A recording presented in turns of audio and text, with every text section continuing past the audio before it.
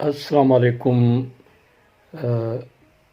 خواتین حضرات، میں ہوں پروفیسر ڈاکٹر حاکم علی کناسرو، اور آپ اس وقت میرا چینل دیکھ رہے ہو ایچ اے کے ایڈیوٹینمنٹ، جس میں خبریں جو ہمارے ملک میں چلتی ہیں تو کچھ ان خبروں پہ تبصرے ہوتے ہیں، اور ان تبصروں پہ میں یا ان تجزیوں پہ میں اپنا ایک تجزیہ دیتا ہوں۔ تو تجزیہ یہ پروگرام جو ہے اسی کا ایک سلسلہ ہے، تجزیے پہ تجزیہ۔ تو جیسے کہ آپ لوگوں نے مجھے بڑی اچھی اس میں آپ لوگوں نے بڑا اچھا اس میں مجھے ریسپانس دیا ہے، اور جن لوگوں نے مجھے ویوز دیے ہیں اور جن لوگوں نے مجھے لائک کیا ہے، ان سب کا میں شکریہ ادا کرتا ہوں۔ اور میں آگے بھی امید کرتا ہوں کہ جو بھی آپ مجھے یہ دیکھ رہے ہو، اگر آپ کو پسند ہے تو آپ مجھے سبسکرائب کریں اس چینل کو، اور مجھے لائک کریں اور شیئر کریں، اور اس پہ مجھے اپنے کمنٹس بھی دیں۔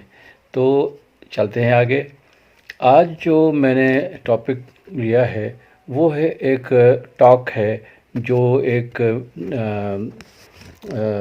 جرنلسٹ ہیں، بہت اچھے جرنلسٹ ہیں ہمارے ملک کے، جن کا نام ہے مظہر عباس، بڑے منجھے ہوئے جرنلسٹ ہیں۔ تو اس جرنلسٹ نے بہت ہی زبردست باتیں کی ہیں، جو اس سے پہلے لوگ تو کرتے ہیں، لیکن جس انداز میں اس نے باتیں کی ہیں تو وہ بڑی اچھی ہیں۔ اور اس کا جو موضوع ہے وہ ہے کہ پروجیکٹ اسٹیبلشمنٹ، پاکستان کی اسٹیبلشمنٹ نے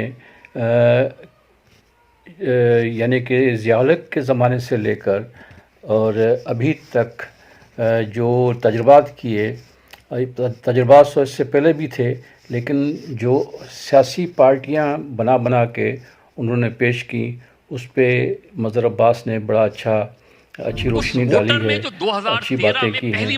تو آئیے پہلے تو ان کا یہ کچھ حصہ جس کے لیے وہ ایک امید تھی، اسے نہیں پتا تھا کہ یہ اسٹیبلشمنٹ کا پروجیکٹ ہے۔ اسٹیبلشمنٹ کا پروجیکٹ اور سب سے مستند پروجیکٹ تو نواز شریف تھا۔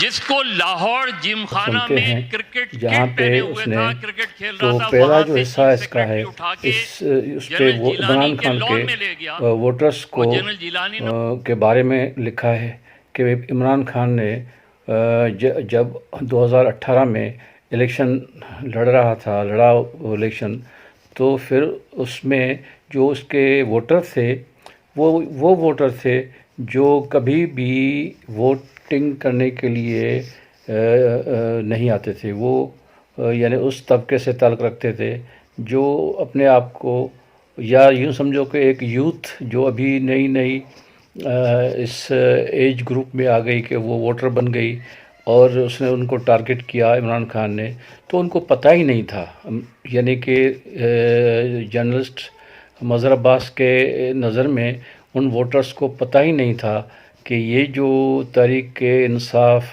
پاکستان تحریک انصاف ہے، یہ بھی ایک اسٹیبلشمنٹ کا ہی پروجیکٹ ہے۔ تو بھائی آئیے سنتے ہیں۔ انہوں نے کہا میں فائنانس کو ڈیل کرتا ہوں۔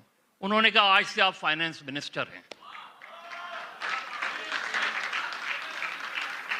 یہ مائنڈ سیٹ ہے پاکستان کی اسٹیبلشمنٹ کا، جس نے پاکستان میں نظریاتی سیاست کو ختم کرنے کے لیے اس طرح کے پروجیکٹس لے کر آئے۔ تو آپ نے دیکھ لیا کہ اس نے بہت اچھی روشنی ڈالی ہے کہ عمران خان کے ووٹر کو پتہ ہی نہیں تھا کہ اسٹیبلشمنٹ کا ہی پروجیکٹ ہے یہ بھی۔ تو آگے جو اس نے بات کی ہے، جو اس نے نمبر 2 یعنی کہ اگر میں اس کو دوں، اس نمبرنگ دوں کہ پہلے اس نے کیا بات کی، دوسری بات کیا تھی، تیسری بات، تو دوسری بات اس نے کی ہے ایک مستند پروجیکٹ کی ایک یاد دلایا ہے ہمیں کہ نواز شریف بھی ایک طرح سے اسٹیبلشمنٹ کا ہی پروجیکٹ تھا۔ اس نے نواز شریف کو ڈائریکٹ وہ وہاں لایا یعنی کہ جو اسٹیبلشمنٹ تھی وہ ڈائریکٹ نواز شریف کو لے آئی، اور جس طرح سے لے آئی وہ بھی ایک بڑا مزیدار اس نے قصہ بتایا جو آپ نے ابھی سنا۔ نواز شریف کو وہ گولف نہیں، وہ کرکٹ کھیلتا تھا، اور وہ کرکٹ کٹ میں تھا، کھیل رہا تھا لاہور جم خانہ میں، تو وہاں سے اٹھا کر سیدھا وہ جیلانی، جنرل جیلانی اس وقت کوئی لاہور کا ہوگا کور کمانڈر، اس کے پاس لے آئے، اور اس نے اس کو کہا کہ کیا کرتے ہو وہاں اس فیکٹری میں، اتفاق فاؤنڈری میں؟ اس نے کہا کہ میں فائنانس کو ڈیل کرا۔ اس نے کہا آج سے تم فائنانس منسٹر ہو۔ اور پھر آپ کو پتہ ہے یہ پروجیکٹ نواز شریف کا بن گیا، اور یہ مسلم لیگ کا ایک نیا ورژن سامنے لے آیا جس کا نام رکھ لیا مسلم لیگ نواز شریف گروپ۔ اور وہ گلے اس لیے پڑے تیسری جو اس نے بات کی ہے وہ بھی سنتے ہیں کیونکہ پہلے۔ ذوالفقار علی بھٹو کو بالکل اسی طرح کا NRO دیا گیا تھا کہ آپ کو ٹرکی بھیج دیتے ہیں، آپ کی پوری فیملی کو بھیج دیتے ہیں۔ ذوالفقار علی بھٹو کے NRO کی بات، یہ بھٹو صاحب نے نہیں، یہ غلام مصطفیٰ جتوئی نے جا کے جنرل ضیاء الحق سے بات کی، جس کے گواہ جنرل عارف حسن بھی ہیں۔ بھٹو کو جب پتا چلا تو اس نے بیگم بھٹو سے کہا یہ کس نے تم لوگوں سے کہا ہے؟ میں تاریخ میں زندہ رہنا چاہتا ہوں، تم مجھے تاریخ میں کیوں مارنا چاہتے ہو؟ قسم کے ریفرنس کے ساتھ یہ بات کر رہا ہے اور اس کہ کی ذوالفقار علی پھانسی بھٹو سے کو وہ بھی آفر امر ہو ہوا گیا۔ تھا NRO، جو اس وقت کے غلام مصطفیٰ جتوئی، یہ پاکستان کی پولیٹیکل ڈائریکشن، عمران خان کو میں اس کو کہا گیا کہ بھٹو اپنی فیملی کو لے کر کہیں باہر شفٹ ہو جائے، یعنی کہ ترکی چلا جائے یا کہیں اور چلا جائے۔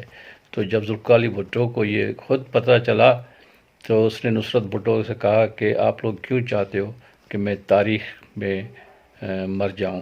میں تو تاریخ میں زندہ رہنا چاہتا ہوں۔ تو وہ پھر امر ہو گیا، پھانسی چڑھ گیا، اپنے اصولوں پہ قائم رہا۔ اس نے اسٹیبلشمنٹ کو ان کے آفر کو ٹھکرا دیا۔ تو بھائی یہ بڑی اچھی بات کی، جو تاریخ کے ورقوں کو دوبارہ پیش کرنا، لوگوں کو ذہن میں لانا، یہ بہت بڑے اچھے یعنی کہ طرح کا ایک بندہ مظہر عباس، ویسے تو یہ بڑا کرٹک ہوتا ہے، لیکن جو اس نے بات کی ہے وہ دل کو لگتی ہے۔ عمران خان کے بارے میں ابھی سنتے ہیں کیا کہتا ہے۔ کیونکہ کرکٹ بھی میں لکھتا بھی رہا ہوں، کھیلتا بھی رہا ہوں، اور میں جانتا ہوں کہ کرکٹ سلیکشن میں عمران خان کتنے ایروگنس تھے۔ نہیں مجھے اس کو کھلانا ہے، سلیکشن کمیٹی کوئی سلیکٹ کرتی تھی، عمران خان اپنی پسند کے لوگ کو ان کرنا چاہتے تھے۔ سلیم صافی کا ایک کالم ہے عمران خان کی نفسیات کے اوپر، اس کالم میں اگر وہ اس فیملی کا تجزیہ کرتے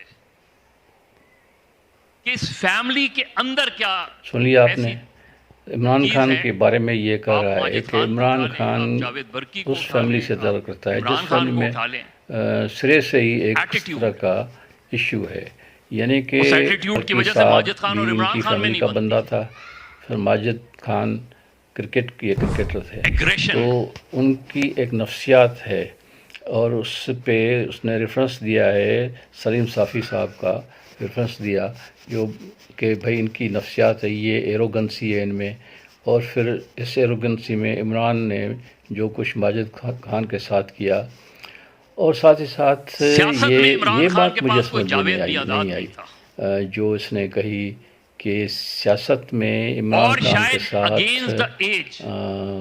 جاوید میانداد نہیں تھا۔ تو بھائی یہ خود کیوں بات اس نے کی، کیونکہ یہاں ڈیٹیل تو اس نے دیا نہیں جاوید میانداد۔ ویسے کرکٹ کے حوالے سے جاوید میانداد کی اگر ہم اسی کرکٹ کو دیکھ کے اگر ہم بات کریں تو یہ بالکل صحیح ہے کہ جاوید میانداد ایک ٹھنڈے مزاج کا پلیئر تھا، اور جم جاتا تھا اپنے کریز پہ، اور پھر اس کو ہٹانا بڑا مشکل ہوا کرتا تھا. اور یوں سمجھو کہ اگر ایک طرف سے عمران خان ایگریسو تھا تو جاوید میاں اتنا ہی ٹھنڈا تھا, نان ایگریسو تھا. اور پھر یہاں سیاست میں بھی عمران کو اس طرح سے ایک جاوید میاں کی ضرورت تھی. اور اسٹیبلشمنٹ نے صرف 2 پارٹیاں ہیں والا ایک جو موقف رکھ کے تیسری پارٹی بنانے کی کوشش کی. تو بھائی یہ نواز شریف بھی جس طرح سے ابھی بات ہوئی تو یہ بھی تو ان کا ہی بندہ تھا. پھر وہ خود اسٹیبلش ہو گیا, ایک بڑی پارٹی بنا لی, پھر وہ اقتدار میں آیا, پھر گیا, پھر آیا. تو اب اسٹیبلشمنٹ کو یہ کیوں لگا کہ یہ ان کا بندہ نہیں ہے, یہ پارٹی بنا کے بیٹھ گیا ہے. تو ابھی آگے چل کے سنتے ہیں آگے کیا کہتا ہے. پہلی پارٹی کو شکست دینے کے لیے آپ کا پہلا پروجیکٹ فیل ہوا 1977 میں, جب آپ نے حفیظ پیرزادہ اور ممتاز علی بھٹو کے ذریعے ایک پیرالل پیپلز پارٹی بنانے کی کوشش کی, پھر نیشنل پیپلز پارٹی بنانے کی کوشش کی, پھر غیر جماعتی انتخابات بنانے کے ذریعے پیپلز پارٹی کو ختم کرنے کی, اور پھر ایک پروجیکٹ محمد خان جنیجو لا کے دیا جس نے سرپرائز کیا سب کو. پاکستان کی سیاست میں سب سے یونیک کیریکٹر محمد خان جنیجو کا ہے, جس کی پہلی پارلیمنٹری تقریر یہ تھی کہ ڈیموکریسی اور مارشل لا ایک ساتھ نہیں چل سکتے. اور اس کو جب جنرل مجیب جو سیکریٹری انفارمیشن تھے انہوں نے اس لائن کو سینسر کیا تو جنیجو نے جنرل مجیب کو بڑا اچھا ریفرنس دیا ہے وہ جنیجو جس کو جنرل ضیاء الحق لایا جنیجو صاحب کا, کہ محمد خان جنیجو صاحب کو لایا تو جنرل ضیاء الحق بہت ناراض تھا, ریکمینڈ کیا. آپ نے نہیں کہا لیکن میں اپنی طرف سے کر رہا ہوں, ناظرین میں یہ اس نے جنرل سے لے کے بیوروکریٹس تک کو سب کو چھوٹی گاڑیوں میں بٹھا دیا. پگڑا نہیں, کیونکہ ان کا ہی بندہ تھا. اس نے تمام جو عمران خان جو چیز نہیں کر مسلم لیگ فنکشنر کے کہنے پہ پاکستان محمد کی خان جنیجو سیاست کو میں وزیر اعظم لگایا گیا. سب سے بڑا سوری, یہ سوچ کے لگایا گیا کہ یہ بہت ٹھنڈا آدمی ہے, نان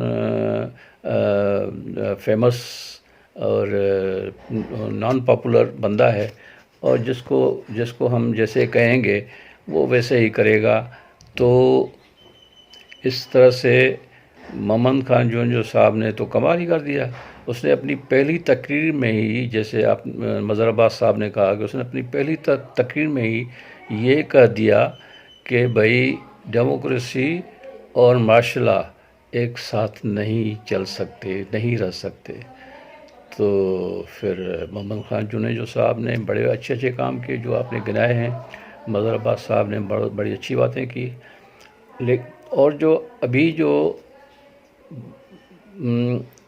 محمد خان جنیجو صاحب کی جو آپ نے جو ریفرنس دیا ہے تو کہ بھئی وہ اس نے آسٹریٹری میئرس میں جو جنرلوں کو, بڑے جنرلوں کو, ججوں کو, سب کو چھوٹی گاڑیوں میں بٹھا دیا تھا.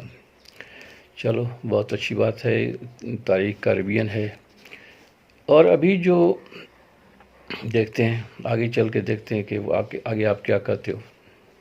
بڑی تبدیلی 2006 میں تھی اور وہ تھی میثاق جمہوریت, جہاں وہ دونوں پولیٹیشن جو سال سے ایک دوسرے کے خلاف لڑ رہے تھے, انہوں نے اس پر دستخط کرنے سے پہلے یہ اعتراف کیا کہ ہم دونوں ایک آپ نے دوسرے بہت کے اچھا خلاف پکڑا استعمال ہے. ہوئے. یہ جو 2006 ہم میں دونوں کو میثاق اسٹیبلشمنٹ نے استعمال جمہوریت کیا. ہوئی اور پیپلز عمران پارٹی اور خان نواز اگر شریف کے 2018 میں درمیان لندن میں میثاق جمہوریت, اپوزیشن تو میں بیٹھ اس جاتے میثاق جمہوریت کے ہی کا صلاح اور تھا کہ جنرل باجوہ کے مشرف اس پروجیکٹ کا حصہ نہ بنتے. کو وہ کمزور ہو گیا. بینظیر بھٹو واپس آئی اور یہ اس کو یہ تو اور چیز ہے کہ بینظیر صاحبہ کو جو ہے وہ قتل کر دیا گیا 2007 میں, دسمبر 2007 میں. اٹیمپٹ پہلے تو کیا کراچی میں اور اس میں اکتوبر میں, اور پھر آگے بینظیر صاحب کو دسمبر میں اس کو ایک بم بلاسٹ میں اور بڑی بے دردی سے جس طرح سے ان کو قتل کر دیا گیا، تو یہ بھی ایک طرح سے ایک بڑا المیہ ہے جو ابھی تک یہ المیہ سالو نہیں ہو سکا۔ لیکن میثاق جمہوریت ہونے کا فائدہ جو یہ ہوا کہ ایک پارٹی پیپلز پارٹی حکومت میں آئی اور اس نے وردی اتروا دی اس ماشاء اللہ کے جو کمانڈو تھے مشرف کی، اور پھر اس کو آخر کار ہٹا دیا اور صدر بن گیا یہ زرداری۔ 5 سال اس نے حکومت پوری کی، پھر اس کے بعد 5 سال حکومت پوری نہیں کرنے دی گئی اس کو نواز شریف کو ایز اے وزیر اعظم، لیکن اس کی پارٹی نے وہ 5 سال پورے کیے، لیکن وزیر اعظم اس کے بدلتے رہے۔ تو یہ جو اسٹیبلشمنٹ کا مطلب صرف فوج نہیں ہوتا، اسٹیبلشمنٹ کا مطلب یعنی کہ وہ ساری قوتیں، جیسے کہ ہماری جوڈیشری ہے تو جوڈیشل سسٹم بھی جو ہے وہ کسی نہ کسی طریقے سے اسٹیبلشمنٹ کا ایک حصہ ہے۔ تو اسٹیبلشمنٹ کبھی بندوق خود اٹھا کے کسی کو کن پٹی پہ رکھ کے آگے چلنے پہ مجبور نہیں کرتی، وہ دوسرے ہتھ کنڈے، دوسرے جو اس کے پاور کے جو ہیں کل پرزے ان کو استعمال کرتی ہے۔ تو پھر جوڈیشری ایکٹیویزم ہمارے ملک میں ہوئی، اور اس کے سلسلے میں ہم نے دیکھا کہ 2-3 وزیر اعظم پیپلز پارٹی کے تبدیل ہوئے، اور ایک وزیر اعظم جو ہے وہ نون لیگ کا اسی وقت میں، اور ان کو نائل کر کے چھوٹی چھوٹی چیزوں پہ چھوٹی ان کو سزائیں دے کر اور اسمبلی سے باہر نکال دیا گیا۔ اور ایک ہی ہتھیار ہے جو استعمال ہوتا ہے، وہ ہے کہ یہ کہتے ہیں نا ناظرین کہ if you want to kill a dog give him a bad name۔ تو اگر آپ نے ان کو نکالنا ہے حکومت سے تو پھر ان پہ الزام لگاؤ کہ یہ بڑے کرپٹ ہیں۔ کرپشن تو صرف پارٹیاں نہیں کرتی، کرپشن تو ہمارے معاشرے کا ایسا ہوتا ہے، یہ تعلیم کا کم ہونا، یہ اس کے بعد ڈسپیرٹی اور ڈیولپمنٹ کے جو ہیں جو سسٹم ہے، ان سسٹم کی خرابیوں کی وجہ سے یہ کرپشن آتا ہے۔ بہت ساری چیزیں اس پہ ڈسکس کی جا سکتی ہیں، کرپشن کیوں ہوتا ہے اور ہینڈل کیا جائے، اس پہ بھی بڑی بات ہو سکتی ہے۔ آپ نے